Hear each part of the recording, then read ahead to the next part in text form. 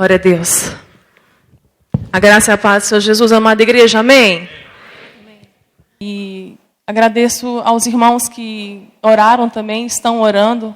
Nós temos muitos irmãos que intercedem por essa missão que o Senhor nos confiou, a mim e meu esposo, que é este ministério.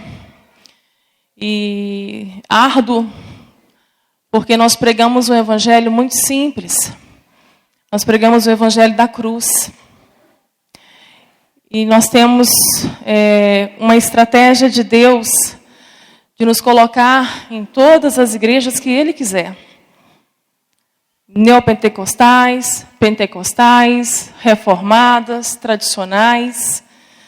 Então eu e meu esposo temos muitas histórias, muitas experiências por onde temos andado, no nosso país. E um triste fato também, que em muitas dessas igrejas, Deus é desconhecido, irmãos. Quando nós pregamos a mensagem da cruz, o que Jesus fez por nós, e que foi de graça, e que Ele é suficiente, não precisa pagar nada, esse Deus é desconhecido. Essa mensagem não está nos púlpitos da maioria das nossas igrejas.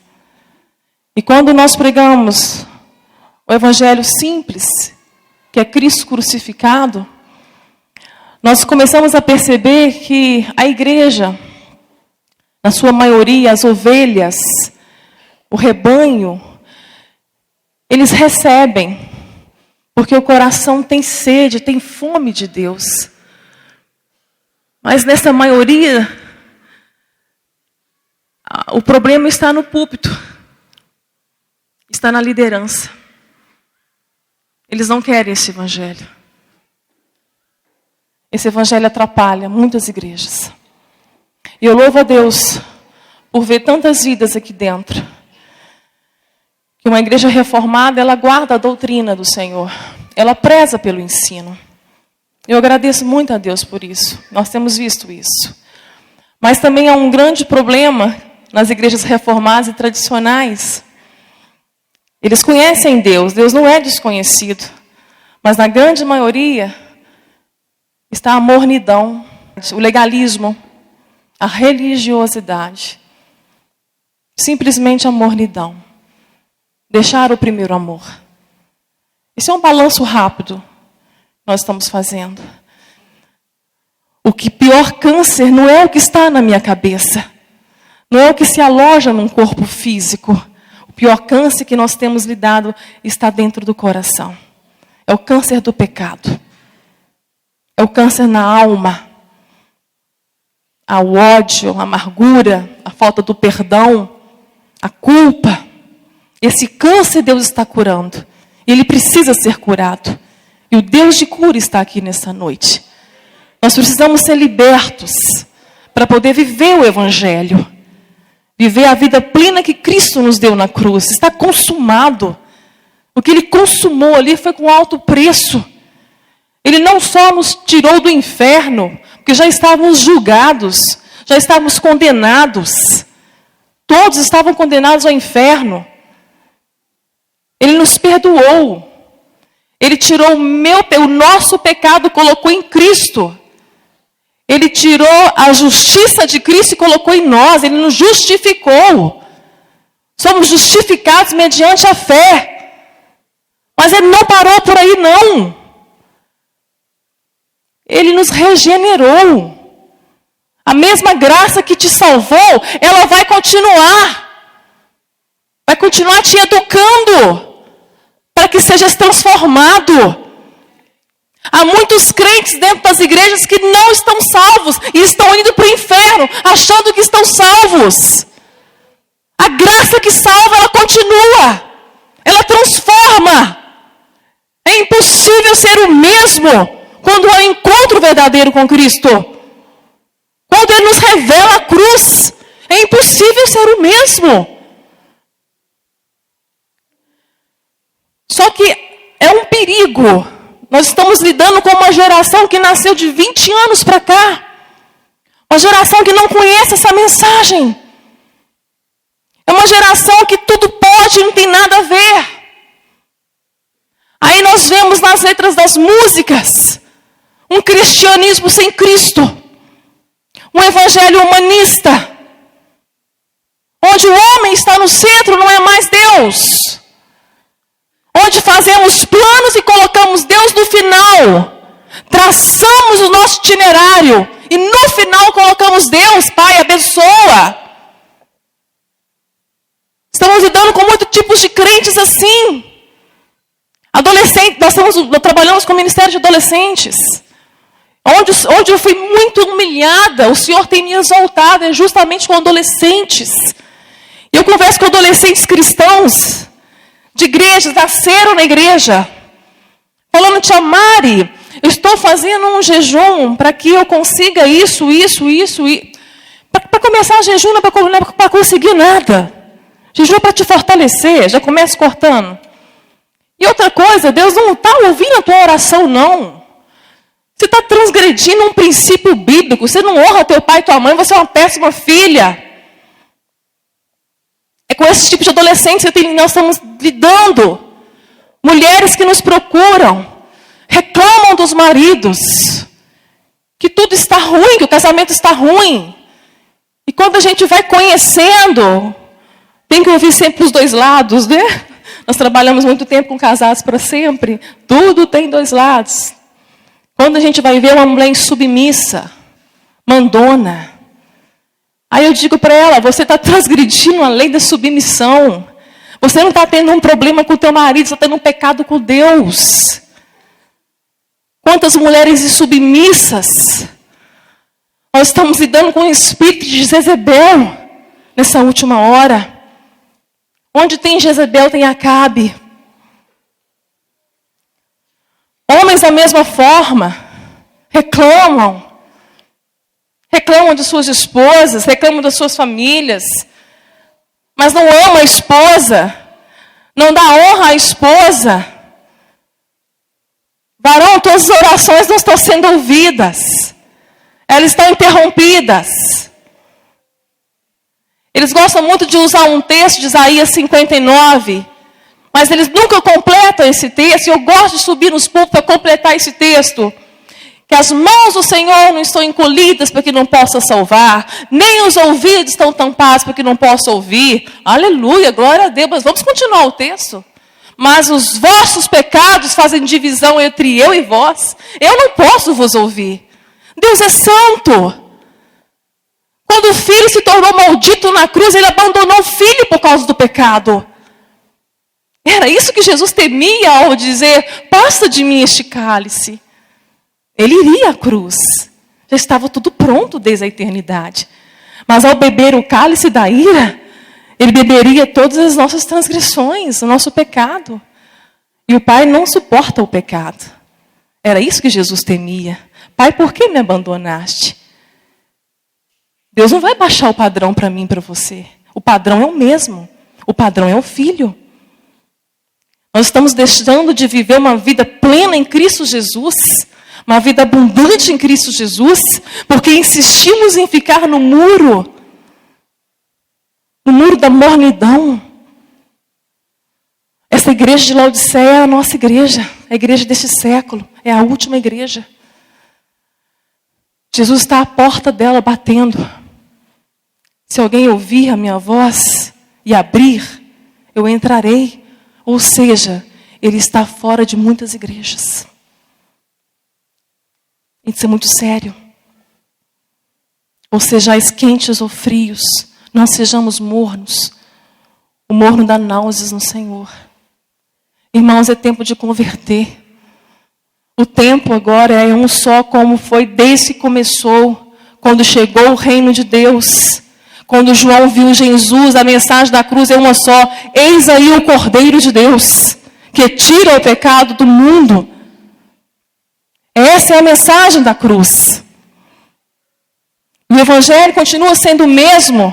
A primeira pregação do apóstolo Pedro. Arrependei-vos, convertei-vos, confessai os vossos pecados, para que venha tempo de refrigério sobre vós. Estamos vivendo um tempo de agonia, de muitas aflições, transtornos. E o Senhor nos prometeu alegria. Mesmo em meio à luta, mesmo em meio à guerra, nós temos a alegria da salvação. Nós não dependemos de circunstâncias para sermos felizes em Cristo. Nós somos mais que vencedores nele. A nossa alegria da salvação, a paz que temos com Deus e em Deus, irmãos, está diante de nós. Está à mesa. Muitos acharam esse discurso de Jesus duro. Se não beberdes do meu sangue, não comerdes do meu pão, não tereis partes comigo, não tereis vida em vós. Se não participarmos do sacrifício de Cristo Jesus, se não morrermos para vivermos, se não perdermos para ganharmos, não há vida de Cristo em nós. Muitos se retiraram diante desse discurso, deste evangelho. E Jesus não está preocupado com quantidade, ainda que se alegra muito quando vem chegando frutos de salvação. Mas ele olhou para os 12 que ficaram e disse para eles: não quereis vós também ir embora? Não quereis vós também retirarmos? Essa é a hora. A resposta de Pedro é que tem que estar nos nossos lábios. Para quem iremos nós, Senhor? Só tu tens palavras de vida eterna. O discurso é duro, irmãos. E a palavra que o Senhor já está ministrando no nosso coração, mas eu quero fazer a leitura. Vamos abrir João, assentados mesmo. João capítulo 2. João capítulo 2. As bodas em Caná, a água feita em vinho. João capítulo 2.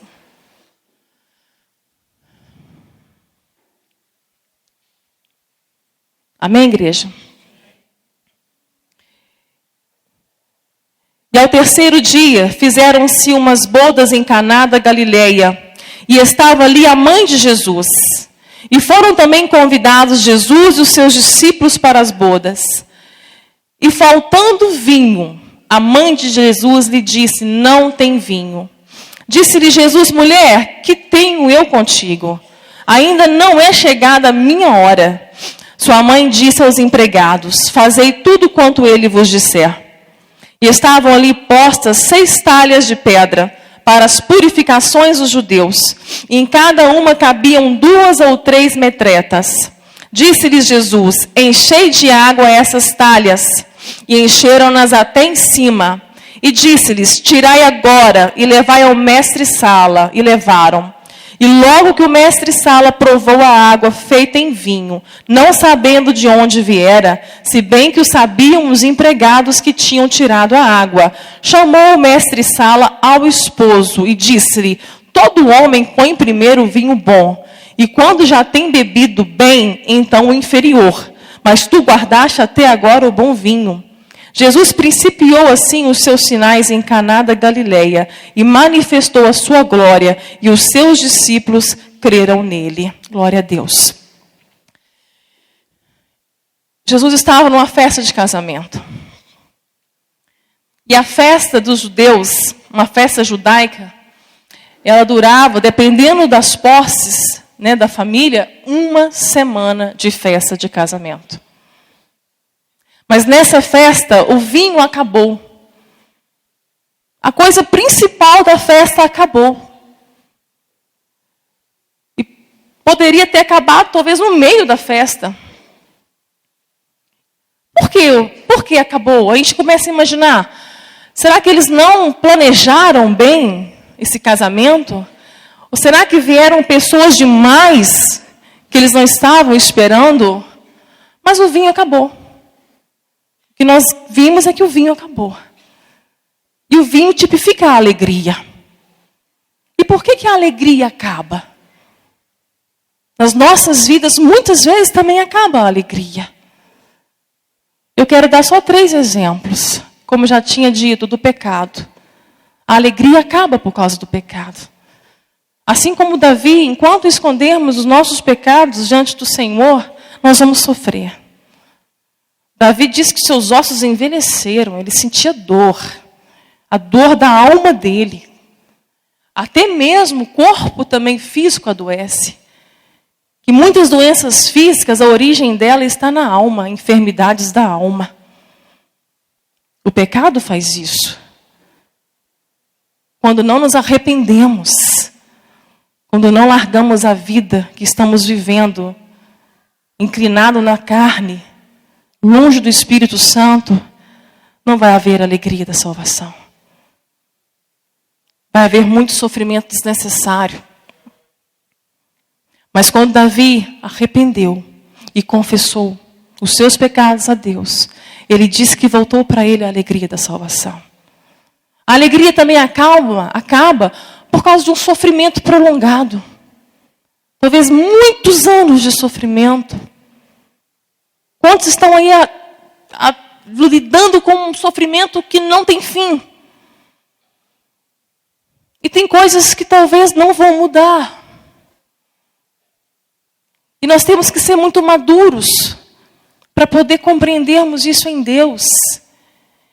Que se nossa fé se fortalecesse no sofrimento, nós iríamos entender que o tempo do Senhor, e na sua onisciência e soberania, Ele iria aliviar e Ele alivia. Mesmo que aquela situação não tenha uma solução, Ele traz alívio. Tem coisas, irmãos, que não tem como mudar. Tem coisas que passaram. Não tem como voltar atrás e consertar. É por isso que nós temos o perdão. É por isso que há liberdade de viver quando há perdão. Quando nós nos perdoamos. A alegria acaba quando nós não entendemos isso. A alegria também pode acabar por causa da decepção. Muitos estão decepcionados. Talvez com pessoas muito próximas. Talvez dentro de casa mesmo. Se decepcionaram. Colocaram tanto esperança. Projetaram tanto em cima de alguém. Ou de algum projeto, ou de algum plano.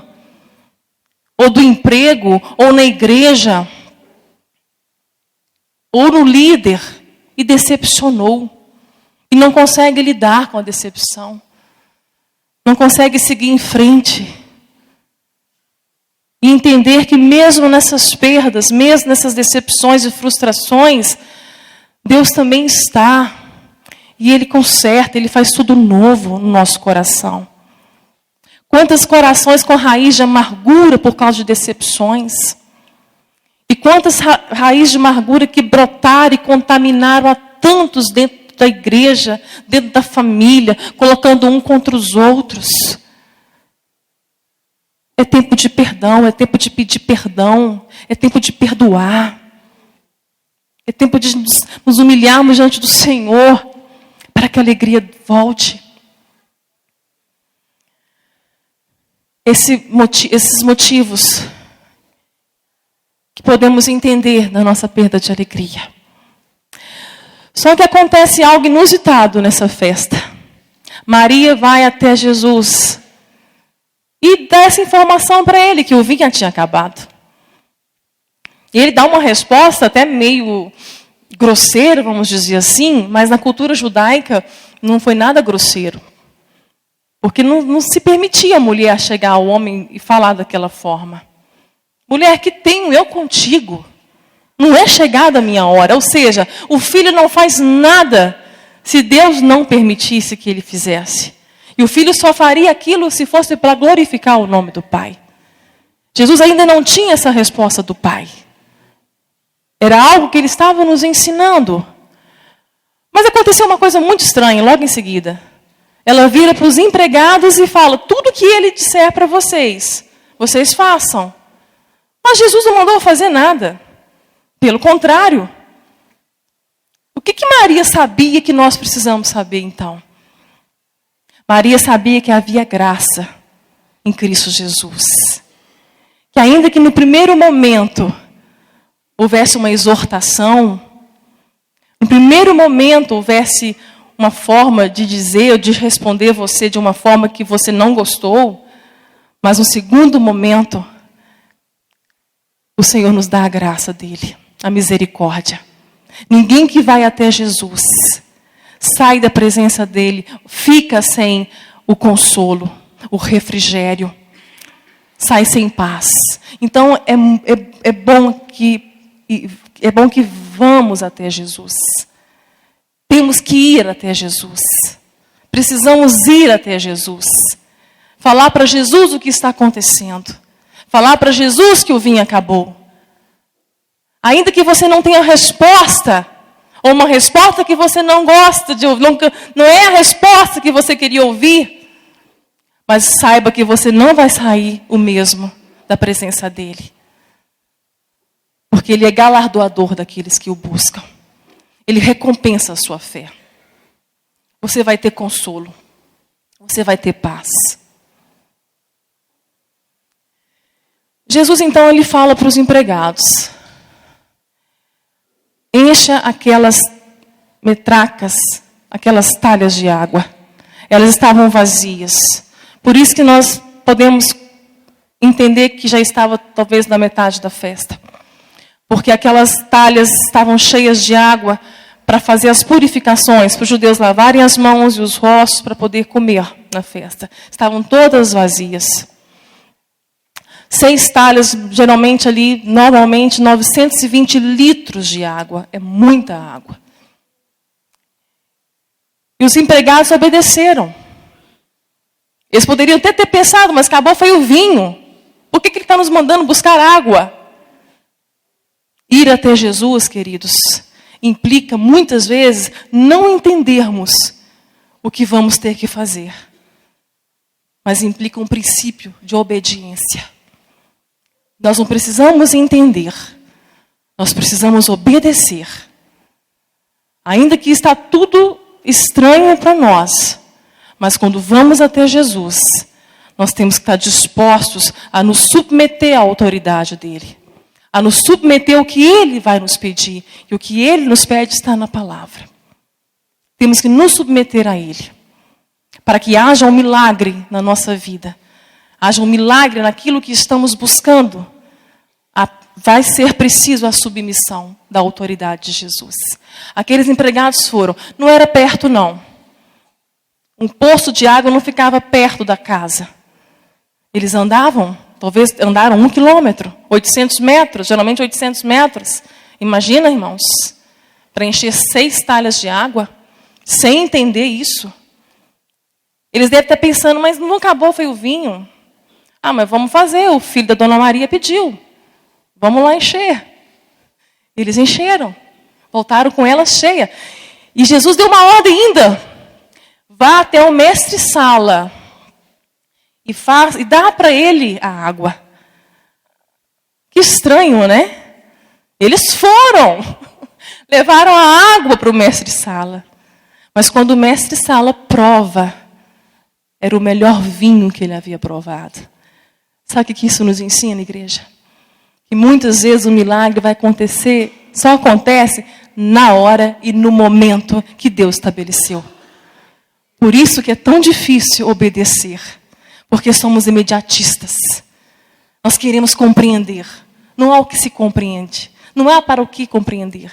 Muita coisa na minha vida eu não compreendo. Eu só obedeço. Eu sei que Ele sabe fazer. Nós queremos ensinar Deus a ser Deus. E Ele prova o melhor vinho. Irmãos, se aquela festa faltasse qualquer convidado, não ia fazer falta alguma. Mas se faltasse Jesus, seria fatal. Fatal. E uma coisa linda que eu vi também nesse casamento. Jesus fez um milagre discreto. Ele não chamou a atenção de ninguém. Foi tudo feito sem ninguém perceber. Senão os noivos seriam humilhados. Os pais dos noivos seriam humilhados. Sabe por quê? Porque Ele sabe como fazer. Para não te humilhar, para não te expor. Ele fez um milagre discreto. Ele não precisava ter feito aquele milagre. Maria poderia ter chamado os discípulos e lá nos pais e falar assim, olha, vamos esvaziar a festa devagarzinho, que eles vão perceber que a festa acabou e não vai ter nenhum alarme. Poderia ter feito isso.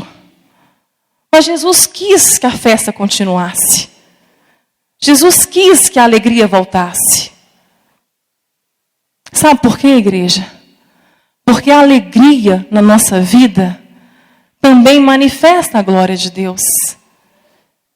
Deus quer a alegria no seu casamento. Deus quer que a alegria volte para a tua vida. Porque a alegria na tua vida evidencia a presença dEle.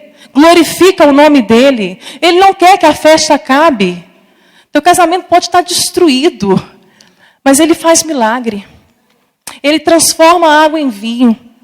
E essa semana, sem querer, Deus assim me fez ouvir algo tão lindo do cientista Adalto Lourenço, que eu gosto demais dele. Ele foi explicar o que é esse fenômeno que aconteceu da água em vinho. E ele explicou da seguinte forma: a água ela tem uma pequena molécula com 2 átomos de hidrogênio e uma de oxigênio. E o vinho é nitrogênio, carbono, mais um monte de coisa. Para Jesus fazer essa transformação, ele precisou de um pequeno reator atômico com uma aceleração nuclear. Eu não entendo nada disso, tá? Estou repetindo o que a Adalto Lourenço falou. Para fazer o quê? Para arrebentar com esses átomos e separar prótons, nêutrons e elétrons, destruturar tudo, para depois juntar tudo de novo. Ele falou que isso é um processo de fisão e fusão, que para mim é uma confusão. Mas ele fala que arrebenta tudo, separa prótons, nêutrons e elétrons, e reestrutura de novo para formar nitrogênio e carbono, porque a água não tem isso. Mas para fazer isso, Jesus precisou também de uma pequena energia. E uma energia que equivale a 200 bilhões de estrelas da nossa Via Láctea em um dia. Coisa básica que Jesus fez. Nossa, ele fez um esforço para isso. A ciência entende o que aconteceu com a água e o vinho. A ciência entende. Ela não consegue explicar de onde veio a energia que Jesus fez isso. E esse mesmo Jesus, ele está aqui. Ele tem poder para fazer qualquer coisa na sua vida. Nada é difícil para ele. Tudo é possível. Tudo é possível, queridos. Fecha os teus olhos. Abaixa a tua cabeça. A igreja orando. Há uma citação, a igreja orando de olhos fechados. Há uma citação muito séria de um teólogo que ele diz assim: você pode ter nascido na igreja, crescido na igreja, batizado, ter funções na igreja, ministérios, casar na igreja, envelhecer na igreja, morrer, ter um culto fúnebre maravilhoso na igreja e acordar no inferno. Porque foi a vida toda da igreja, nunca foi de Cristo. E uma outra citação que eu gosto muito também de John Wesley. Você pode ter lido a Bíblia várias vezes na sua vida. Lido todos os livros cristãos. Frequentado todos os cultos. Mas mesmo assim, tem que nascer de novo. Jesus está aqui para fazer esse milagre na sua vida. O maior milagre, a maior transformação é transformar a sua mente. Te dar uma consciência transformada. Para que você possa viver esse milagre eterno. Onde a vida eterna começa agora. Agora. O câncer não tem impacto na minha vida. Porque eu sei que estou vivendo já no tempo de Deus. Essa é a experiência que Deus quer te dar.